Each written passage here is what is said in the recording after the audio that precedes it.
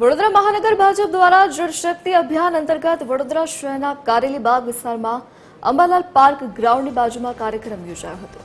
આ કાર્યક્રમમાં વડોદરામાં સૌપ્રથમ સ્પોન્જ પોન્ડનું ઉદ્ઘાટન અને હોમ કમ્પોસ્ટ કીટ વિતરણના કાર્યક્રમ યોજાયો હતો, જે કોર્પોરેટર સ્થાનિકોના રોષનો ભોગ બન્યા।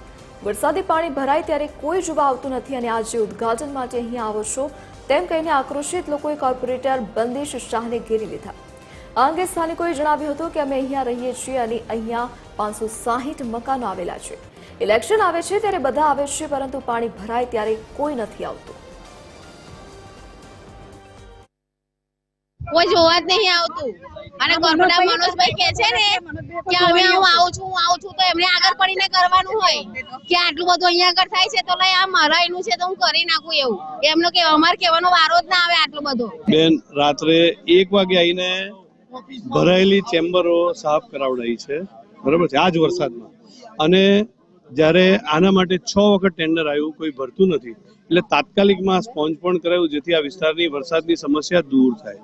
હવે આ વિસ્તારના લોકોને અમે વિશ્વાસ અપાવવા માટે આ કામગીરી કરી રહ્યા છે, એટલે આટલા વર્ષથી એ લોકો હેરાન થાય છે, પણ અમે પ્રયત્ન ચોક્કસ કર્યો છે અને અમને ખાતરી છે કે એનું રિઝલ્ટ પણ મળશે।